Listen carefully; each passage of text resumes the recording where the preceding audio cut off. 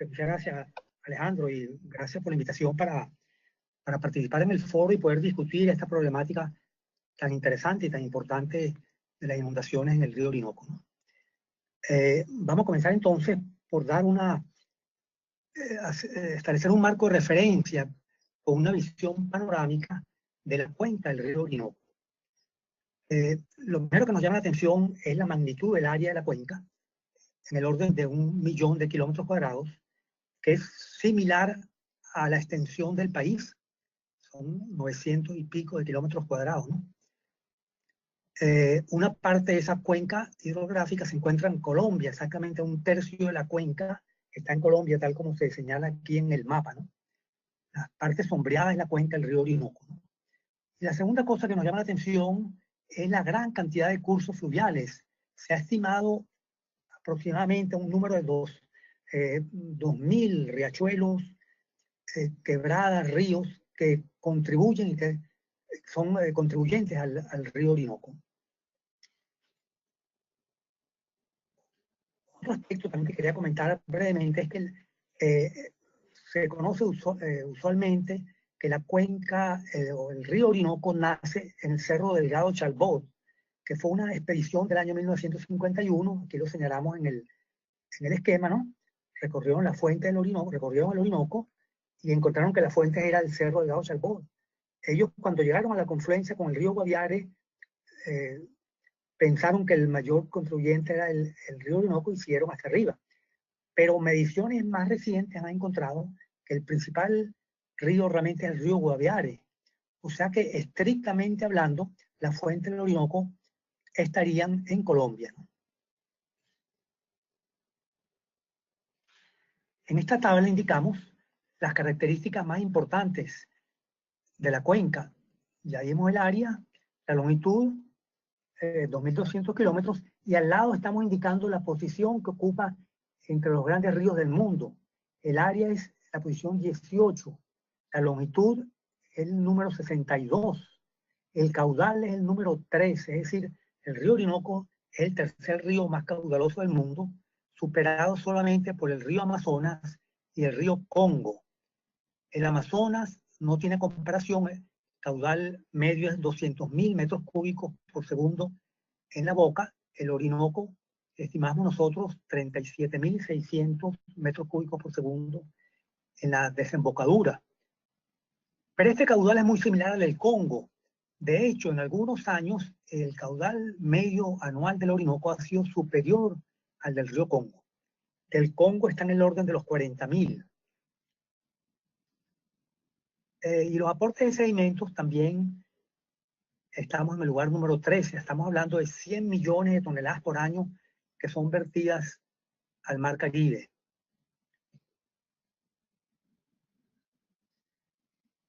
El río Orinoco tiene tres regiones bien identificadas desde el punto de vista fisiográfico, ¿no?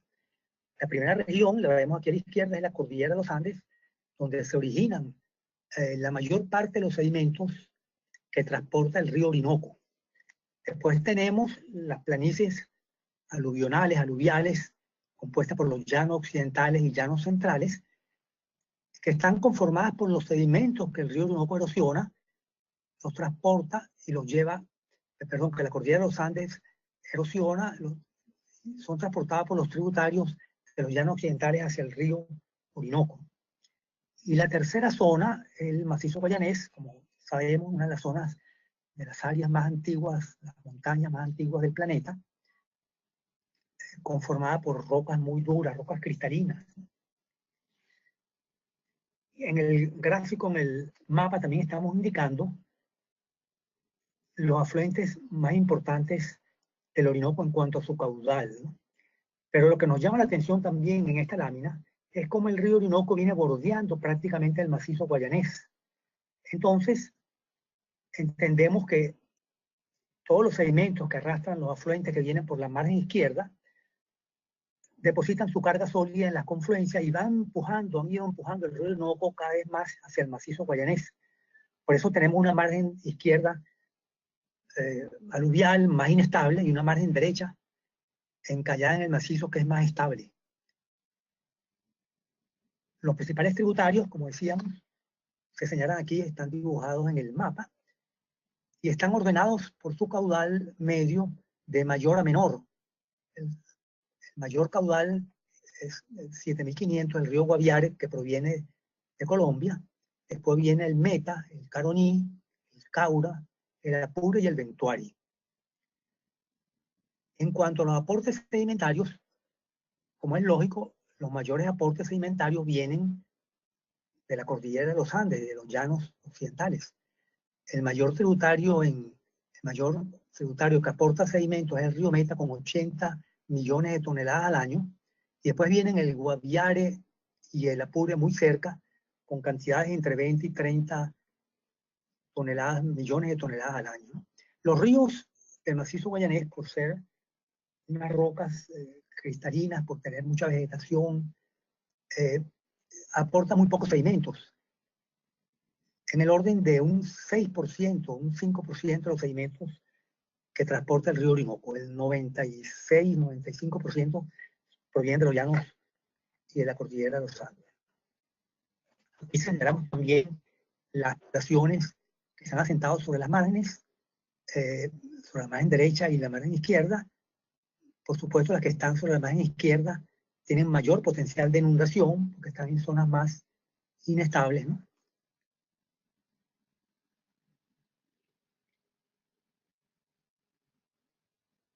En esta lámina mostramos el régimen hidrológico del río Orinoco. En este caso son los niveles del río Orinoco en Ciudad Bolívar, y es el promedio. Tenemos tres curvas realmente: la media, los valores mínimos y los valores máximos. Es un periodo muy largo porque esta estación es la que tiene más registro de datos, no solamente en el Orinoco, sino en todo el país. Son 93 años de registro desde 1926 que comenzó a registrar esta estación en Ciudad Bolívar. Entonces lo que observamos es un desnivel muy grande en los niveles del Orinoco. Bueno, primero vamos a describir el hidrograma del Orinoco. Realmente es muy regular. Tenemos un periodo de aguas bajas entre febrero y marzo, después viene la parte ascendente del hidrograma y un periodo de aguas altas julio, agosto, septiembre, que después comienza a descender, ¿no? El desnivel, si vemos aquí entre el mínimo y el máximo, es 16 metros. Si tomamos en cuenta solamente la curva de valores medios, nos da como 13 metros. Entonces esto es muy importante y tiene un impacto en los caudales y en los sedimentos del río. Y si lo comparamos con el río Amazonas, aquí en la parte de abajo tenemos los siguientes datos. Decimos que el Orinoco tiene un desnivel entre 13 y 16 metros, y en Ciudad Bolívar el caudal medio es 31.000 metros cúbicos por segundo. El río Amazonas tiene un caudal medio de 200.000 metros cúbicos por segundo, es decir, casi 6 veces el caudal medio del Orinoco aquí en Ciudad Bolívar. Y el desnivel, los rangos están entre 6 y 7 metros, es decir, 2 veces menos que el río Orinoco. ¿A qué se debe esto? Se debe a que el río Amazonas se puede explayar hacia ambas márgenes, tanto por la izquierda como la derecha, pero el río Orinoco está contraído en la margen derecha por el macizo guayanés. Solamente tiene opción para expandirse hacia la margen izquierda. Y esto es lo que vamos a comentar en la siguiente lámina: la influencia que tienen las planicies inundables en regular el caudal del río Orinoco. Aquí tenemos unas imágenes spot extraídas de un trabajo de la profesora Milixa Rodríguez de la UNED. Tenemos arriba la imagen spot en aguas bajas entre Ciudad Bolívar y Puente Orinoquia. Y aquí tenemos una ampliación de esta zona donde se ven las lagunas rebalseras. Esta es la laguna más grande, que es la laguna de Mamo, y cómo hay caños pequeños que se activan en aguas altas. Este es el caño Mamo, se activan en aguas altas y alimentan la laguna, alimentan también la planicie. Y la otra imagen, la imagen de en aguas altas, septiembre del 2008, donde se observa toda el área de la planicie inundada, ¿no? Aquí se ha indicado en línea color blanco el límite del contorno de la zona inundable, es decir, de la planicie de inundación. Entonces, la idea es que la planicie de inundación es parte del territorio del río, que este reclama todos los años. O sea, todos los años él inunda esta zona que está delimitada por esa línea blanca. Hablamos entonces que el periodo de recurrencia de esta inundación en esta zona es anual. Pero así como estos desbordes inundan anualmente, hay otras poblaciones a lo mejor un poco más elevadas que van a tener una inundación que no es anual, a lo mejor será decenal o cada 15, 20, 25 años. Pero la idea entonces es tratar de reconocer que el cauce del río no es solamente el cauce principal, sino una planicie inundable que el río reclama cada cierto tiempo. Y aquí vemos que la planicie inundable por la margen derecha es muy pequeña y es muy extensa por la margen izquierda. Estamos hablando aquí de una escala, estos pueden ser hasta 10 kilómetros, 12 kilómetros de distancia ancho de la planicie, hasta este cauce puede ser hasta 12, 14 kilómetros. La interacción entre el cauce y la planicie mostramos en este esquema de figuras 1, 2, 3, 4, 1 en aguas bajas, no hay flujo a la planicie, 2, subida de aguas, comienza el flujo hacia la planicie, 3, aguas altas, hay un flujo grande del río hacia la planicie, 4, comienzan a descender las aguas, se invierte ahora el sentido de flujo, ahora la planicie vierte hacia el río, y no solamente es un vertido de agua, sino también de sedimentos. Es decir, cuando los sedimentos entran, están contribuyendo a la fertilidad de los suelos, a mantener el ecosistema adecuadamente.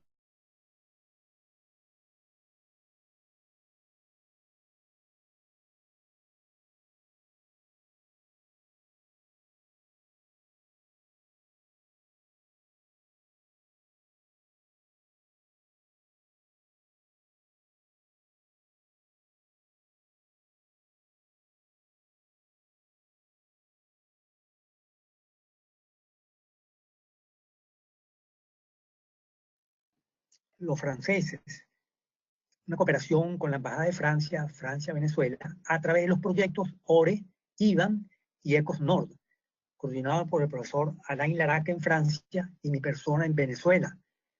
Hemos estado midiendo el Orinoco durante 12 años continuos y aquí mostramos unos resultados donde se ha medido en forma el mismo día, casi simultáneamente, Ciudad Bolívar y Puente Orinoquia.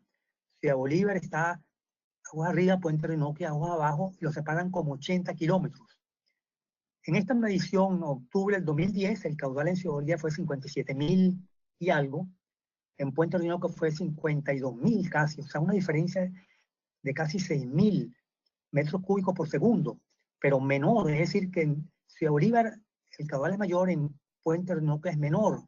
Eso pareciera extraño porque a medida que uno viaja hacia aguas abajo, aumenta el tamaño de la cuenca y deberíamos tener más caudal. Esto se repite en la medición del 2012, la diferencia ahí menor, 4.000 metros cúbicos por segundo menos en Puente Orinoquia, aquí también 4.000 metros cúbicos por segundo menos, ¿no? Que son mediciones en aguas altas, pero en aguas medias, en diciembre, ya el caudal en Puente Orinoquia es un poquito mayor, que es lo lógico. Y en aguas bajas hay una pequeña diferencia, pero que es propia de los errores de la medición, ¿no? Son casi iguales los caudales. Ahora, ¿a qué se debe esto? Bueno, se debe a que la planicie inundable está absorbiendo una gran cantidad de agua de la crecida del Orinoco e impide que esa creciente llegue con el mismo caudal aguas abajo.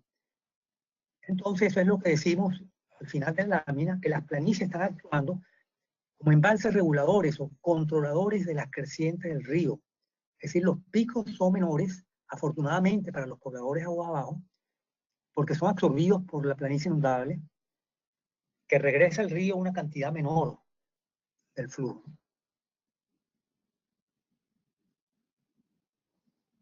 Otro aspecto interesante también relacionado con los altos niveles del río Orinoco, el rango de variación alto en sus niveles, viene dado por la concentración de sedimentos. Aquí tenemos el hidrograma de caudal líquido y la concentración de sedimentos suspendidos que medimos durante el año 2008 en Ciudad Bolívar.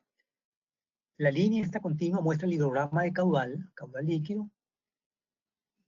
Normalmente sube a su pico en agosto, pero el hidrograma de sedimentos dado por estas barras color rojo, vemos que sube y tiene un pico aquí en el mes de mayo, después comienza a bajar y tiene un mínimo precisamente cuando el caudal es máximo, y después comienza a subir y tiene un máximo en el mes de noviembre. ¿A qué se debe entonces esta variación tan extraña de la concentración de sedimentos?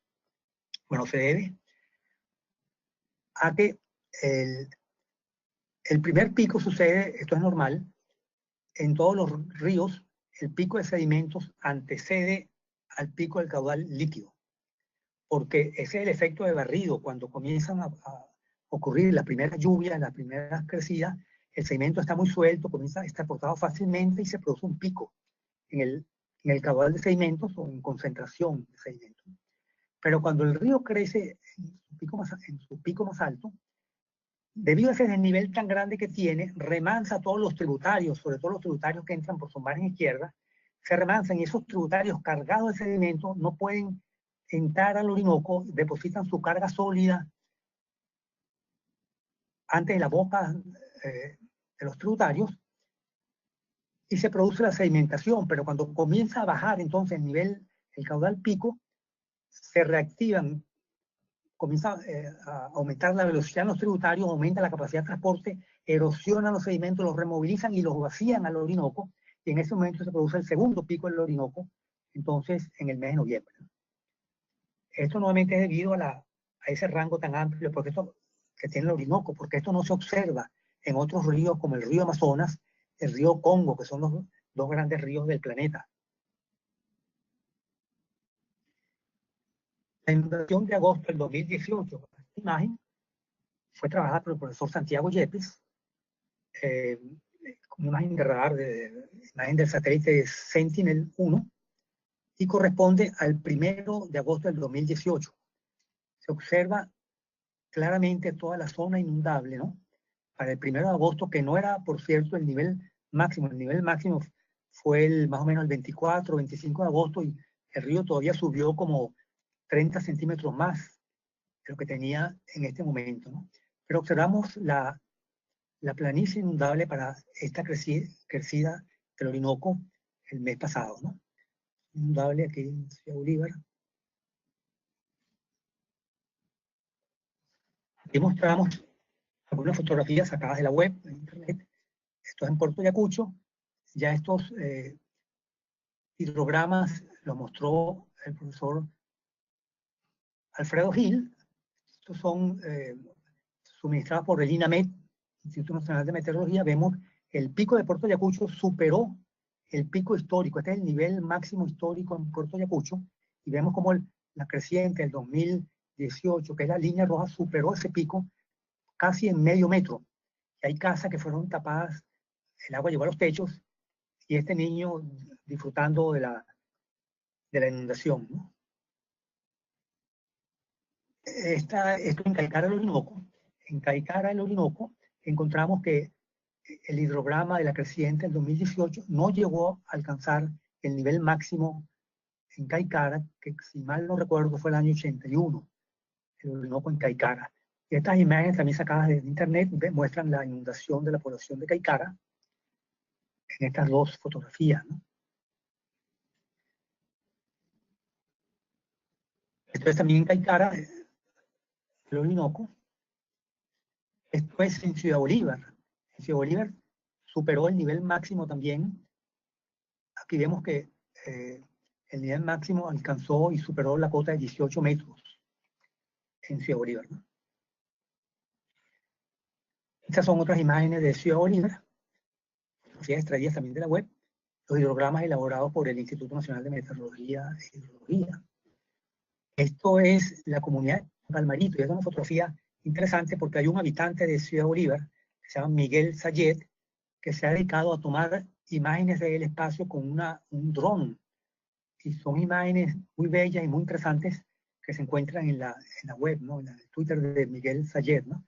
Aquí vemos la comunidad de Palmarito, una fotografía tomada el 21/8, cuando la cota del río era 18/14. vemos cómo esta comunidad quedó aislada completamente porque la inundación, el río se les metió por la parte de atrás, inundó la carretera y quedaron aislados de la ciudad.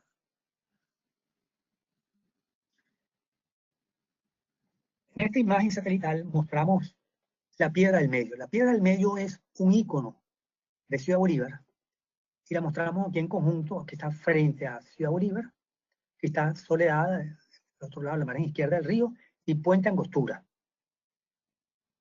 La Piedra del Medio la llamó Alejandro de Humboldt, la llamó el oriconómetro, porque era, se podía medir en ella, se podía medir la variación de los niveles del río. Aquí vemos también esta fotografía muy bella de Miguel Sayed. Vemos la Piedra del Medio, la ciudad, la iglesia, y al fondo el puente Angostura.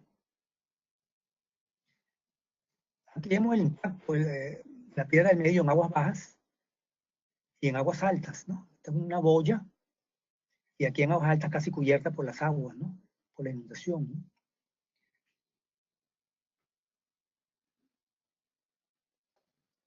Estas fotos también de Sayed muestran la Piedra del Medio el día 16, cuando el nivel estaba a 18.06, y el día 25, cuando alcanzó el nivel máximo 18.34, pero no llegó a superar el tope de la piedra, ¿no?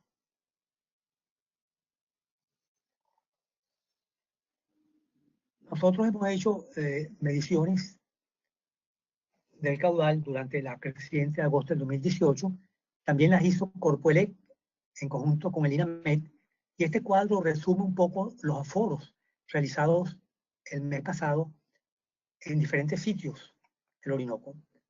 Tenemos el aforo de Ciudad Bolívar, el día 17 de agosto, en San Félix y en la confluencia Corpoelec también tienen unos valores aforados, unos caudales, y nosotros medimos el 21 de agosto un caudal de 83.128 metros cúbicos por segundo. Corpoelec y Nemel midieron 87.000. En este gráfico mostramos un poco la paradoja que ya mencionamos anteriormente. Esto se basa en las mediciones de Corpoelec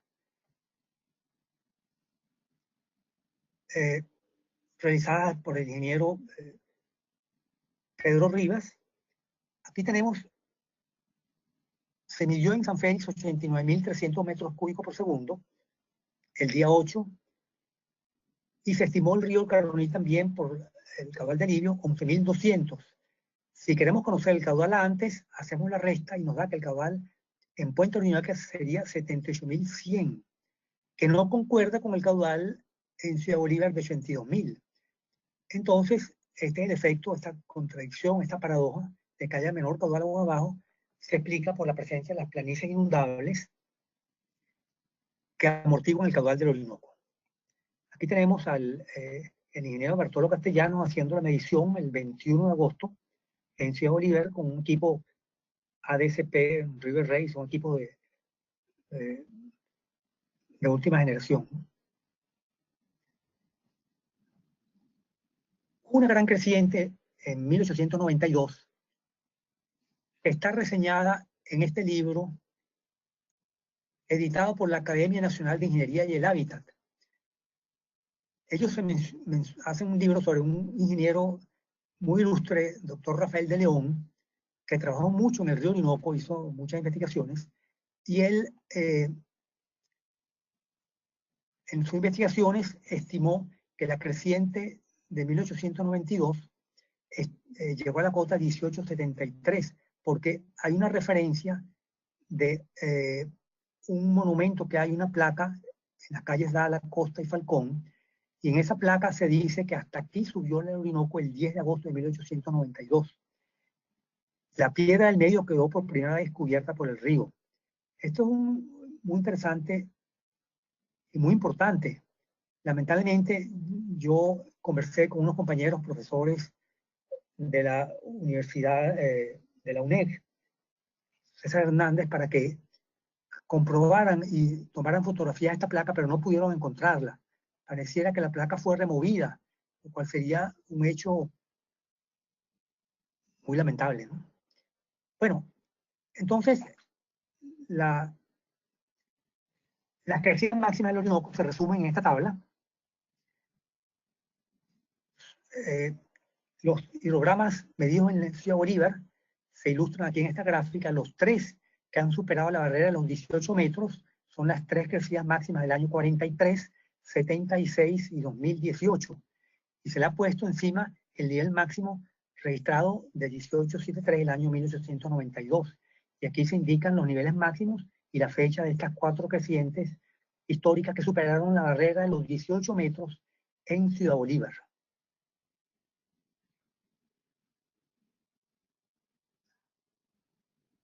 A continuación, yo le voy a dar el pase al profesor José Rafael Córdoba para que él continúe con la presentación.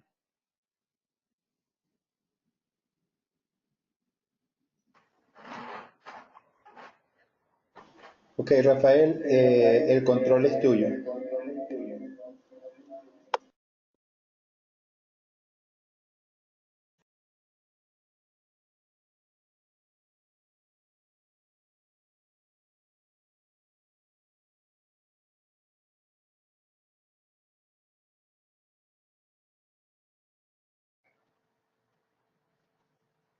Aló, a ver, José Rafael, ¿me copian? Sí, perfecto, perfecto. Ok, perfecto. Voy a quitar. También te copiamos, perfecto. Tenemos ya en pantalla tu presentación. Bueno, ante todo, buenas tardes a todos los participantes y gracias a SIGIR en la persona de Alejandro Linayo por esta invitación a participar en este foro tan interesante. Lo que yo voy a cubrir a continuación de todo lo que ha hablado el profesor López es lo relacionado con la información disponible en la estación hidrométrica de Ciudad Bolívar. La estación hidrométrica de Ciudad Bolívar, si vemos la delimitación de la cuenca total del río Orinoco, aquí se encuentra Ciudad Bolívar. Esa estación hidrométrica, como lo refería el profesor López, es muy importante, dado que es la que tiene mayor cantidad de información de niveles y luego transformados a caudales, que son del orden de los 93 años de datos diarios, tanto de niveles diarios que a través de curvas de gastos se transforman a caudales. Recordemos que las estaciones hidrométricas lo que se mide es nivel. Entonces se necesitan hacer aforos, construir una curva de gastos que nos permita transformar esos gastos en caudales. Ya a la derecha del mapa que estoy enseñando, pues está una imagen de Google Earth que ya José Luis la había mostrado, y simplemente donde se ve pues la estación donde va a ser el sitio, o es el sitio de la medición de los niveles. Pero lo primero que hicimos fue utilizar un programa que se llama HydroBit del Banco Interamericano de Desarrollo, un programa excelente que se los recomiendo. Pueden contactar a Mauro Naleso en el Banco Interamericano de Desarrollo. Este es un programa que cubre todo lo que es Centroamérica, el Caribe, Latinoamérica y Suramérica, y donde se han levantado aproximadamente unas 230.000 cuencas grandes, o cuencas importantes a lo largo de todo el continente. Muy fácil de usar, utilizando QGIS, que es un sistema de información geográfico, así como el ArcGIS, pero que es libre, es gratis, se puede acceder gratis, igual que el HydroBit. Y esto lo que permite es, como ustedes ven allí, definir, en este caso yo quería definir cuál es el área tributaria hasta la estación Ciudad Bolívar. Entonces lo que tengo que buscar las coordenadas geográficas de la estación como tal, me ubico dentro de QGIS y entonces de una forma muy sencilla se puede lograr eso que ustedes ven allí. Esa es la delimitación de la cuenca total y toda la hidrografía. Fíjense el detalle de la hidrografía del Orinoco, y está subdividido en algo así como unas 8.000 subcuencas. Y esas 8.000 subcuencas no solamente tienen todas las características morfométricas en el sentido de que se tiene toda la información correspondiente a sus áreas.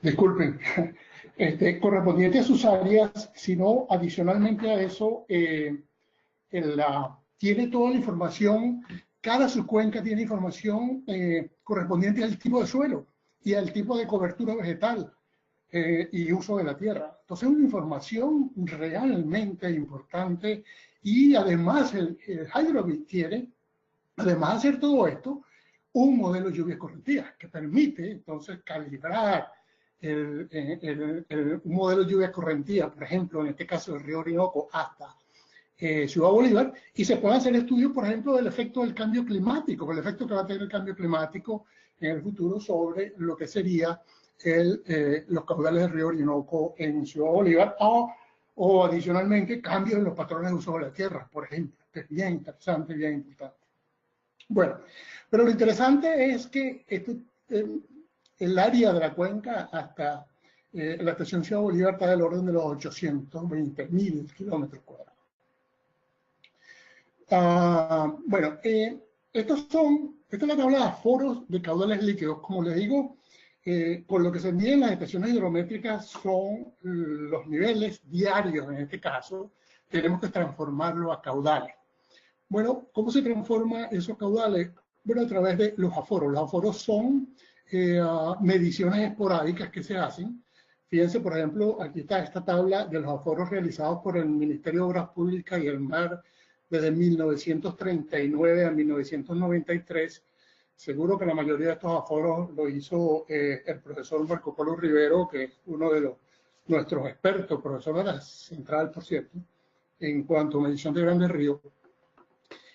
Probablemente David Pérez Hernández también estuvo aquí. Pero como ustedes pueden ver, todos estos aforos son para fechas específicas y entonces tienen datos como el ancho del tope, el ancho del tope del río, el área de la sección transversal, la velocidad, el caudal aforado y el nivel que tiene el nivel del agua, o sea, el que se observa en la mira. Bueno, estos son los aforos que pudimos recuperar en cuanto a recabar, en cuanto a lo que era la época del MOP-EMAR y el Ministerio del Ambiente. También se consideran aforos del Instituto Nacional de Canalizaciones, que son estos que tienen aquí también. Fíjense, son fechas, ancho, áreas, velocidades, caudales, niveles. Y estos nuevos aforos que han sido muy importantes, todos estos nuevos aforos donde ha participado el Instituto de Mecánica de los Fluidos de la Universidad Central de Venezuela, el Instituto de Investigaciones Francesa, liderado por el doctor Alain Laracque, donde han participado pues, un grupo de investigadores franceses, conjuntamente también con gente de Corpoelec, que el profesor López nombró a Pedro Rivas, que es muy activo en la parte de mediciones, y tiene también mucho conocimiento de esto. Bartolo Castellanos y otras personas, y también personas del INAMED. Bueno, entonces con toda esta información la podemos procesar y entonces tratar de elaborar esas curvas de caudales. Esas curvas de caudales, entonces, fíjense, este es un ejemplo de un aforo, el aforo realizado el 31 de agosto del 2015. Esta es la referencia, este es uno de los proyectos que tiene el Instituto de Mecánica de los Fluidos con el grupo de investigadores franceses. Esta es la sección de cálculo, la sección de aforo, perdón, la sección de aforo, esta es la variación de la velocidad en la sección. Esto va desde el punto que se identifica aquí como 151 al punto 152, que si vemos esta figura iría, el recorrido que se hizo de la embarcación fue desde la margen izquierda hacia la margen derecha. Y entonces eso trajo como consecuencia este aforo que al integrarlo dio que para la cota 1601 pues se midieron 63.153 metros cúbicos por segundo. Entonces aforos como estos, que ahora son bastante precisos porque estos son unos perfiladores Doppler que tienen una alta precisión para estimar estos caudales asociados a los diferentes niveles del agua. Como, bueno, este es uno de los informes, ¿no? Hay muchos informes, como dice José Luis, del 2010 hasta el presente, que han desarrollado a través de este proyecto el Instituto de Mecánica de los Fluidos conjuntamente con el grupo de investigadores franceses. Uno de los primeros análisis que uno hace cuando tiene la información de aforo es establecer la relación altura del agua versus velocidad media versus área de la sección y también ancho tope. Yo puse aquí nada más que 2 y solamente para aquellos aforos donde yo disponía de esa medición, ancho tope, área, velocidad. Seguro que esta información existe, lo que pasa es que no la tenemos a la mano y esta información la tiene José Luis, lo que pasa es que sacarla de una gran cantidad de informes y no tuvimos tiempo para hacerlo.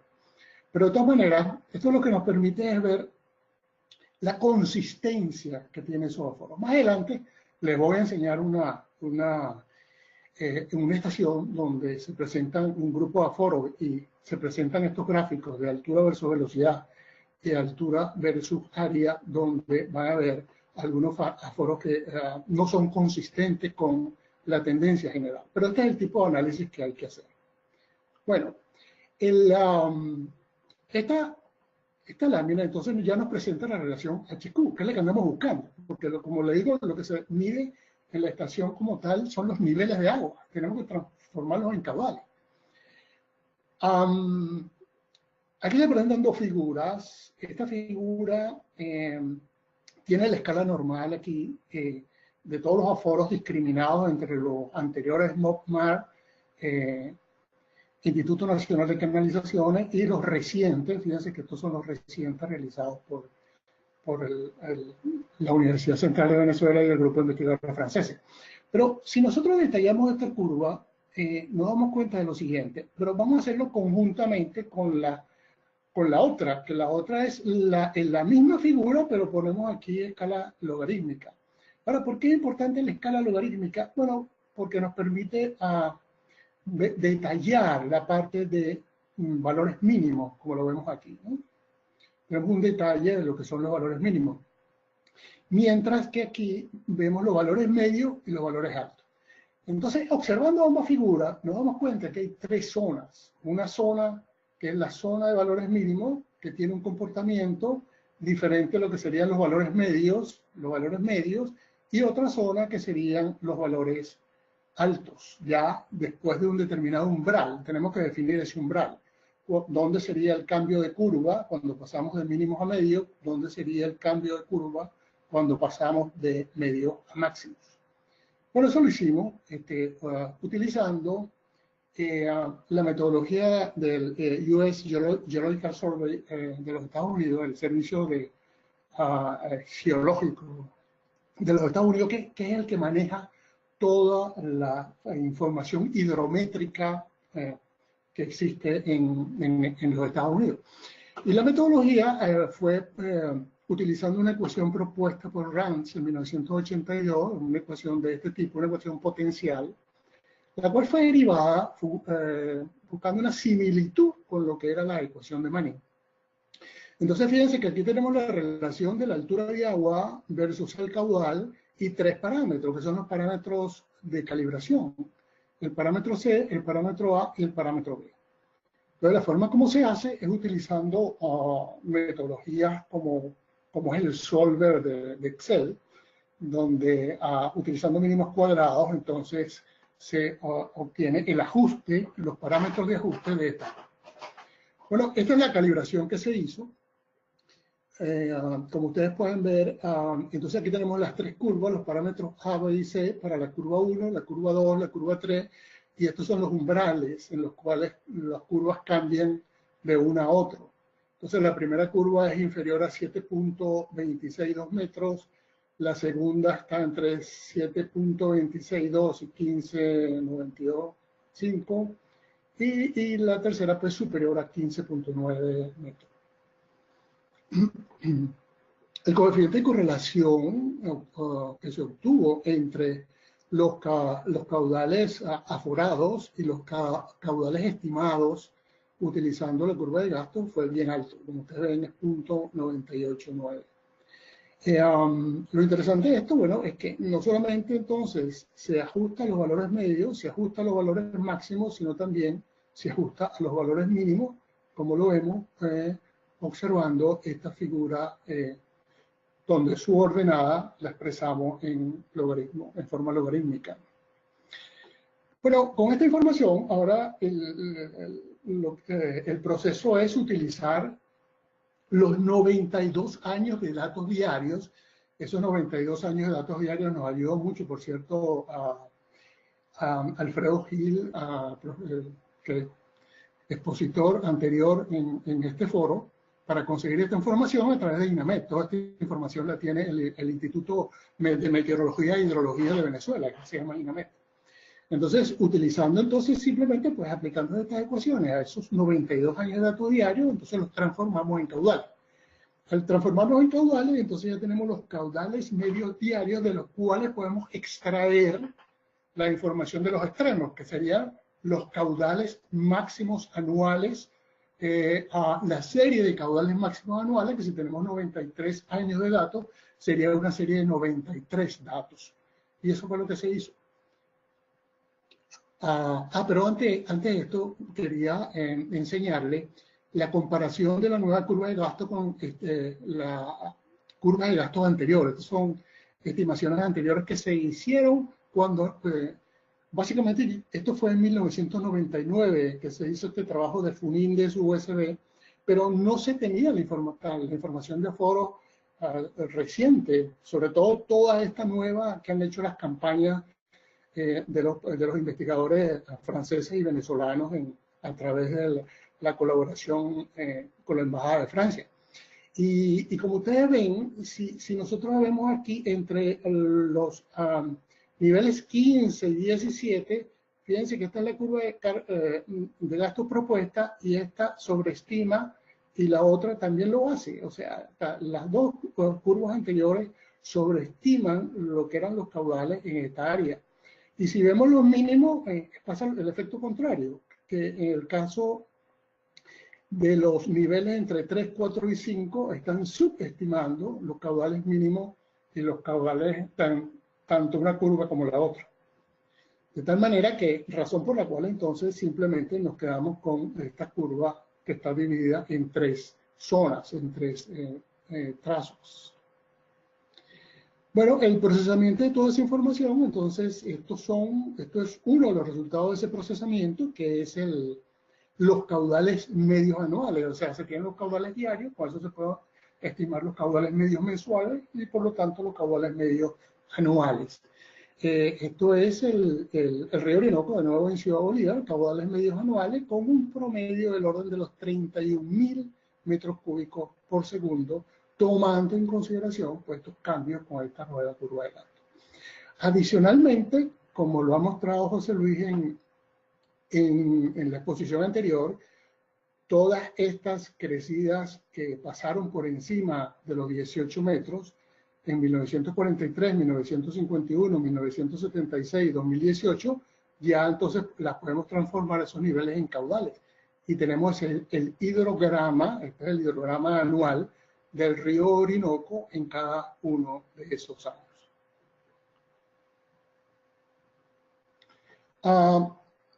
Uno de los puntos importantes es que cuando hablamos de estas curvas de gasto, es que cuando uno hace mediciones de las curvas de gasto, este es el río Paragua en Auraima. El río Paragua es un río tributario del río Caroní, que a su vez es uno de los principales tributarios, sobre todo en caudal, al río Orinoco, en lo que respecta a los ríos venezolanos.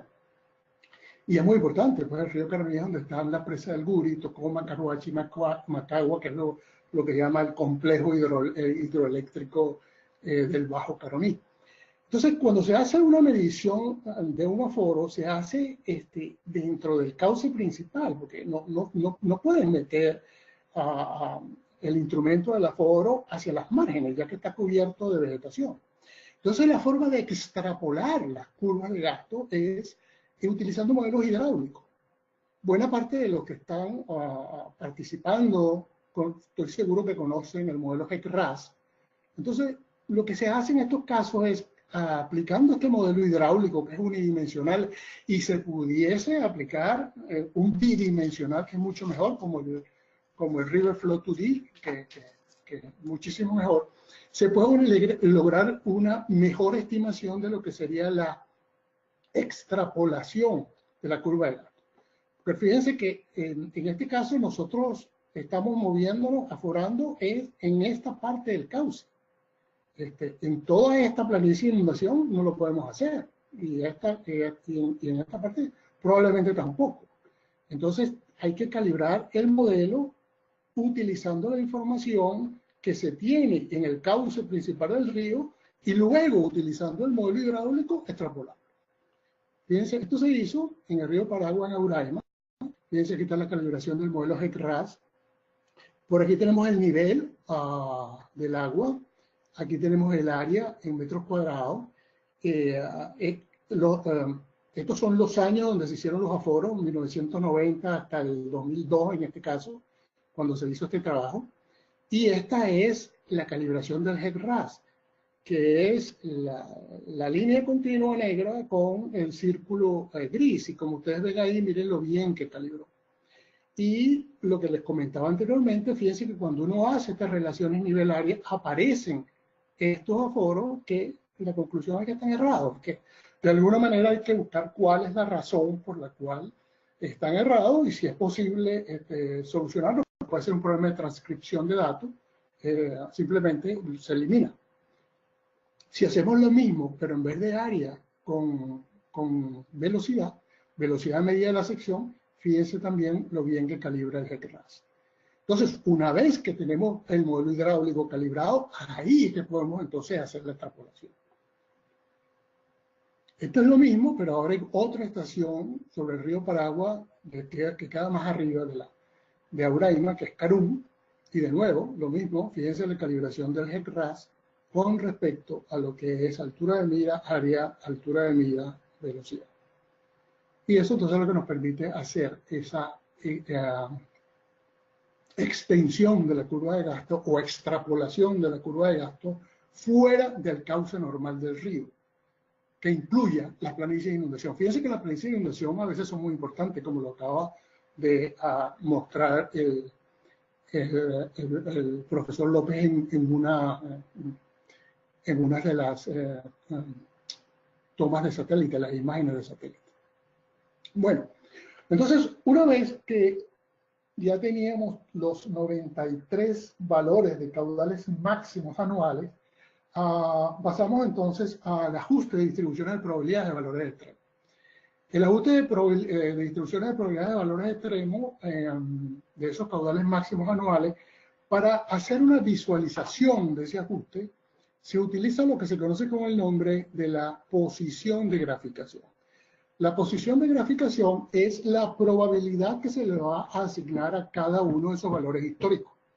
Entonces, la forma como se obtiene es esta que vemos aquí. Esta es la fuente, el libro de Bentechow, el libro de Bentechow en 1994, son varios autores,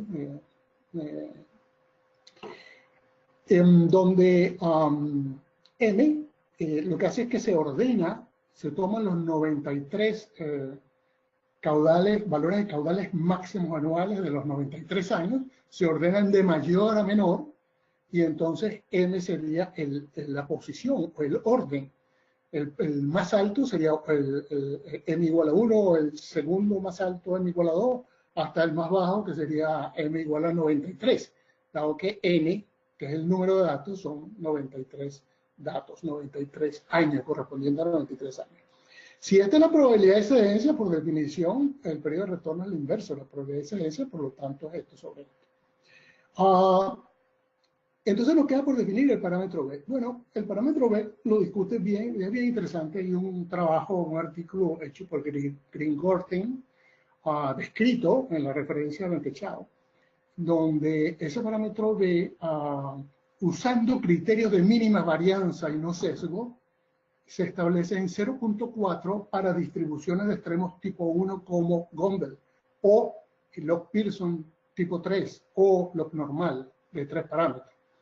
Y si uno va a la red, a la web y busca información de ajuste de distribución de probabilidades, la mayoría de los programas usan por defecto un valor de B igual a 0.4. Eso lo hace el EOS Geological Survey aquí en los Estados Unidos, de manera tal que es la manera entonces como se procede. De esa manera entonces podemos asignarle esas posiciones de graficación. Entonces, el próximo paso es, aquí tenemos los 93 datos. Aquí la primera columna es año, 1926, que fue la altura máxima en metros. Se aplica la ecuación de curva de gasto, se obtiene este caudal máximo en ese año 1926. Y así pues, vamos a los 93 años hasta que llegamos al 2018. Y donde la estimación utilizando la curva de gasto es 88.593 metros cúbicos por segundo. Lo primero que se hizo fue entonces aplicar una serie de distribuciones de probabilidades. Se aplicaron muchas de ellas y con diferentes métodos de ajuste, como máxima verosimilitud, como momentos, como el método de los momentos, como el método de los momentos ponderados, etcétera, etcétera. Y utilizando esa metodología, las que resultaron como las tres que se ajustaban mejor, la prueba de bondad de ajuste que se utilizó fue chi cuadrado. Fíjense que los valores de chi cuadrado, todas pasaban la prueba, pero mientras menor es el valor, mejor se ajusta. Porque hay entonces un mejor ajuste de la información histórica a la curva teórica. Entonces, si ustedes ven, por ejemplo, el valor centenario, este periodo de retorno por aquí, para la log-Pearson en Ciudad Bolívar andaba de los 86.300 metros cúbicos por segundo, la log normal 3 parámetros 86.500, muy parecida. La Gumbel andaba en 89.100 metros cúbicos por segundo, que si lo hacemos relativo con respecto a la log-Pearson, entonces anda por el orden de 3% de error. Que si ustedes se ponen a ver, esto es un error pequeño comparado con los errores asociados a los aforos y la transformación de niveles a caudales. De manera tal que cualquiera de ellas nos puede dar una buena información de la distribución de probabilidades que se ajusta a esa información, a esos valores externos. Nosotros tomamos lo que es la distribución log-Pearson para hacer los análisis, aunque la vamos a comparar con la Gumbel, pero porque en la mayoría de los ríos grandes, de hecho, por ejemplo, hay así como el HEC-RAS, hay un programa que tiene el HEC, que es el Cuerpo de Ingenieros de los Estados Unidos, del Ejército Americano, asociado a análisis de eventos, análisis de riesgo asociado a inundaciones. Y ellos por defecto utilizan la distribución log-Pearson. Bueno, si comparamos entonces, fíjense, esta es la distribución entonces Gumbel, las pelotitas azules que ustedes ven aquí, son los valores históricos, posicionadas allí utilizando esa posición de graficación que estaba hablando. Mientras que la línea roja entonces es la distribución teórica. Por aquí tenemos periodo de retorno, por aquí tenemos entonces caudales en metros cúbicos por segundo. El ajuste de la distribución log-Pearson, lo mismo, periodo de retorno y caudal en metros cúbicos por segundo. Fíjense que visualmente la misma log-Pearson se ve bastante bien ajustada a toda la información histórica. Pero de todas maneras, utilizando log-Pearson podemos hacer una estimación de cuál es el periodo de retorno del caudal máximo observado en este 2018, que habíamos, utilizando la curva de gasto, lo habíamos definido en 88.593 metros cúbicos por segundo. Por cierto que en este gráfico hacemos una comparación de las tres distribuciones, las tres mejores distribuciones que mejor se ajustan de acuerdo a ese análisis que se hizo de bondad de ajuste utilizando el criterio estadístico de chi cuadrado. Y es los Pearson 3, los normal tres parámetros de la distribución Goldberg. Entonces, como ustedes ven aquí, bueno, los normales y los Pearson prácticamente son los mismos valores. Y la distancia correspondiente a lo que es la Goldberg da mayor valores de caudales, pero también está muy cerca, está en el orden de los errores que se puede decir, se toma en consideración los errores asociados a la estimación de las curvas de gasto. Bueno, entonces utilizando este criterio, este valor, que es el que observamos este año como caudal máximo del río Orinoco en Ciudad Bolívar, tiene un periodo de retorno del orden de los 155 años. Y si vamos a la, si vamos a la distribución Goldberg, que es esta que está aquí, y aplicamos entonces ese mismo valor, anda por el orden de los 120 años. Eso es lo que quiere decir que entonces el periodo de retorno, dependiendo de la distribución que se use, va a estar entre 120 y 150 años de periodo de retorno. Por cierto, abajo está la ecuación de lo que es la distribución Log-Pearson 3. Bueno, de la misma manera, entonces, para lo que ocurrió en el año 1892, recordemos, como se había establecido anteriormente, que la altura observada estaba por el orden de los 18.73 metros. Entonces, con 18.73 metros nos metemos en la curva de gasto y obtenemos que el caudal asociado a esa altura es de 93.705.5 metros cúbicos por segundo. Que ahora vamos a la Log-Pearson 3 y nos dice que el periodo de retorno anda por el orden de los 500 años. Si hacemos algo similar con la distribución Goldberg, entonces vamos a encontrar que anda por el orden de los 200 años. Lo que quiere decir entonces que ese evento está en el orden entre 200 y 500 años de periodo de retorno. Bueno, con esta lámina yo termino mi presentación y ahora de nuevo le paso el control a José Luis para que entonces discuta toda la parte correspondiente a lo que es sedimento, arrastre de sedimento y conclusiones y recomendaciones asociadas a esta presentación.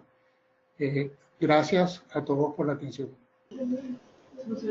Mil gracias, José Rafael. Vamos a retomar el control en manos del profesor José Luis López.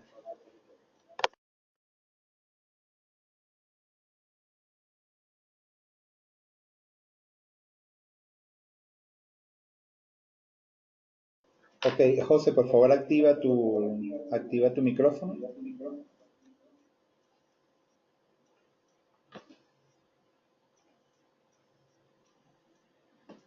Y está activado.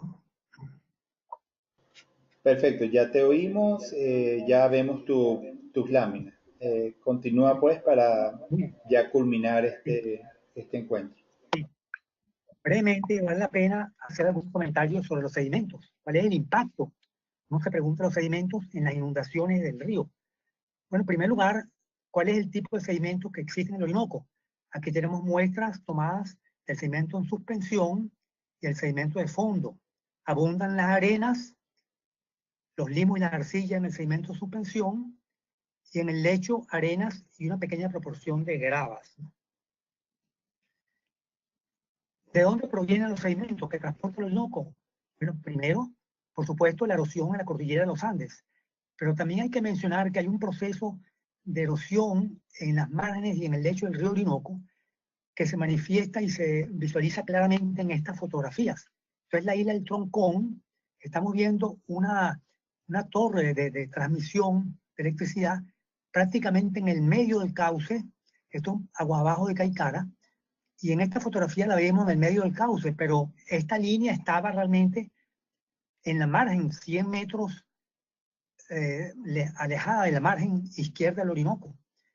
Entonces, aquí sacamos una cuenta muy sencilla. La migración de la margen fueron 400 metros en 22 años, quiere decir que esa margen se desplazó 20 metros por año. Entonces, las márgenes del Orinoco, sobre todo la margen izquierda, también aporta sedimentos al río, ¿no?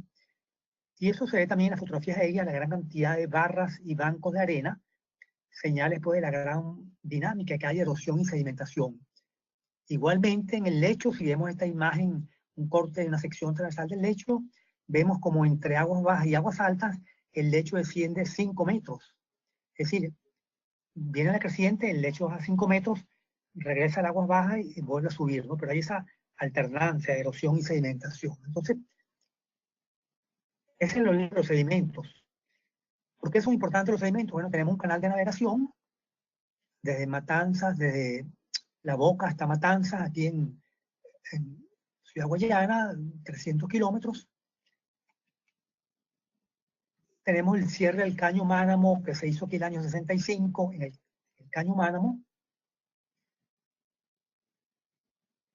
Tenemos un sector de la malla ubicado muy cerca de Ciudad Guayana, sujeto a fuertes procesos de sedimentación, que son causados en parte, estimo yo, por esta contracción que tiene el río en Punta Cabrián, esa contracción que eleva el nivel del agua y lo remance hacia aguas arriba.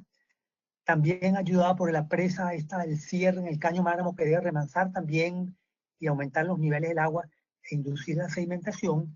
Y por supuesto las bajas pendientes de el orden de 1 centímetro por kilómetro que sucede realmente en este tramo, ¿no?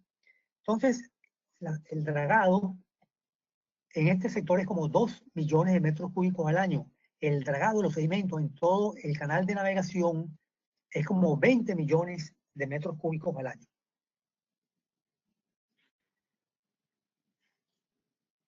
¿Cuáles son los desarrollos previstos en la cuenca, la faja petrolífera que se indica aquí aproximadamente, y el arco minero que se indica aquí también por esta línea negra, hacen prever que se va a incrementar la producción de sedimentos en la cuenca, ¿no? Sobre todo aquí en el arco minero, que hay una minería industrial que se está planteándose a gran escala, y una minería artesanal que se ha practicado durante más de 50 años, de mediados del siglo pasado, ¿no? ¿Cuál es el problema con la minería artesanal?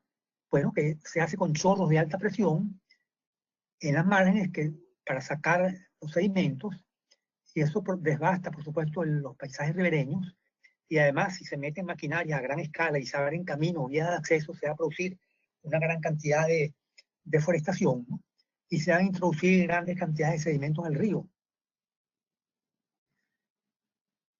Alfred Zink en esta lámina muestra muy claramente el efecto de la deforestación. Son caudales medidos durante los años 50 y 60, caudales máximos. ¿Cómo aumentaron los caudales máximos violentamente de la década de los 50 a la década de los 60? Debido a la multiplicación de los conucos en la cuenca Guadarrila. Se deforestó, se comenzó a sembrar y eso cambió totalmente la cobertura vegetal y aumentaron los caudales pico. Entonces, ese es el efecto de la deforestación. Se reduce la infiltración, favorece el escurrimiento y las crecientes son más violentas. Podemos decir en forma general que los impactos de la deforestación y actividades mineras va a aumentar los caudales picos en las crecientes, va a aumentar considerablemente la producción de sedimentos. En el caso del río Caroní, se pueden esperar que se acumulen los sedimentos gruesos aquí en la entrada del embalse del Guri, en la cola del embalse, y eso puede afectar los desarrollos hidroeléctricos previstos a futuro aquí en un sitio de presa Tayucay, porque eso va a producir nuevamente remanso y puede afectar la operación de los niveles aquí en Tayucay, ¿no? Otro problema es que los sedimentos finos, me refiero a los limos, posiblemente a la arena fina, van a penetrar por el embalse, pueden llegar a las obras de toma y pueden producir abrasión en los álabes de las turbinas, ¿no?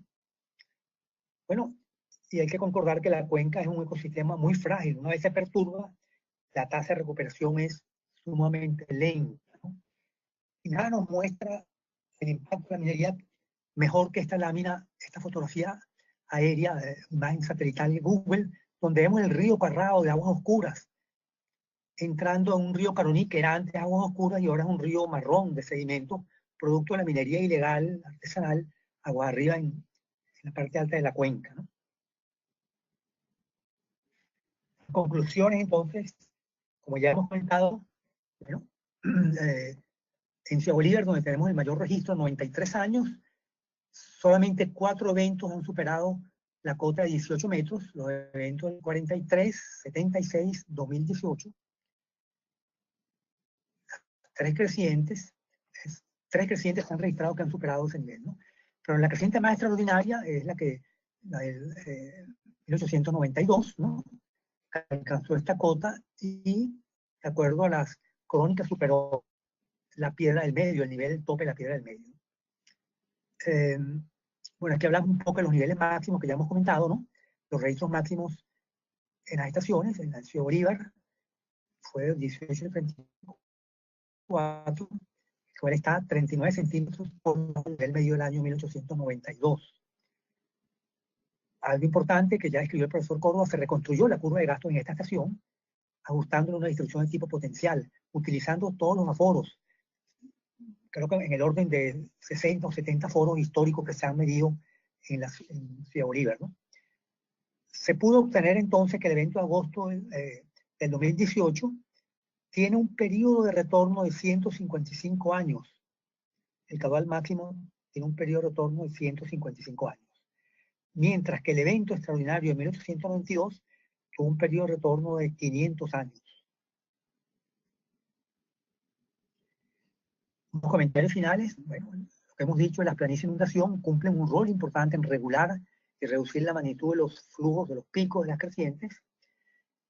Las autoridades gubernamentales deben proceder a registrar, medir en el sitio y documentar fotográficamente las marcas y niveles máximos alcanzados por la inundación en las zonas urbanas de las poblaciones más importantes que están sobre la ribera. Esto es importante, registrar estos niveles máximos de inundación, saber qué altura alcanzaron, porque en esa forma podemos entonces establecer los mapas de inundación y podemos establecer qué medidas deben tomarse para la mitigación del riesgo, ¿no? Entonces también es importante aprovechar las capacidades de los satélites Miranda y Sucre de percepción remota para determinar desde el espacio la evolución de las manchas de inundación durante el periodo julio, septiembre y agosto de este año, ¿no? Nuevamente, esto es muy útil para elaborar mapas de amenaza e instrumentar medidas estructurales y no estructurales de mitigación de riesgos.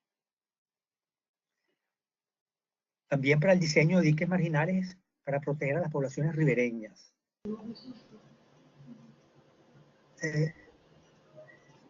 Bueno, se prevén que las actividades de extracción minera en la cuenca del Orinoco van a aumentar grandemente la producción de sedimentos. En el río Caroní pueden silenciado los desarrollos hidroeléctricos y estos impactos que se han llevado a cabo en el río Caroní hasta el presente son severos y prácticamente irreversibles. Hay un río Sacramento, por ejemplo, en Estados Unidos, que hace más de 100 años tuvo una gran actividad minera y todavía se están sintiendo los efectos de esa actividad minera hace 100 años, ¿no? Bueno, medidas que deben emprenderse a corto plazo implica estudio de impacto ambiental que incluyan establecer un programa de monitoreo de las variables hidrometeorológicas, hidrosedimentológicas de calidad del agua en los ríos afectados a los fines de conocer las condiciones actuales y establecer una línea base que pueda servir de comparación para evaluar futuros impactos y medidas de mitigación. Igualmente, aprovechar los satélites, las nuevas tecnologías existentes, para a partir del uso de las imágenes espaciales, poder establecer estaciones virtuales que se puedan calibrar con información de campo y monitorear desde el espacio los niveles del agua, los caudales y las concentraciones de sedimentos. Y con esto terminamos. Gracias por su atención.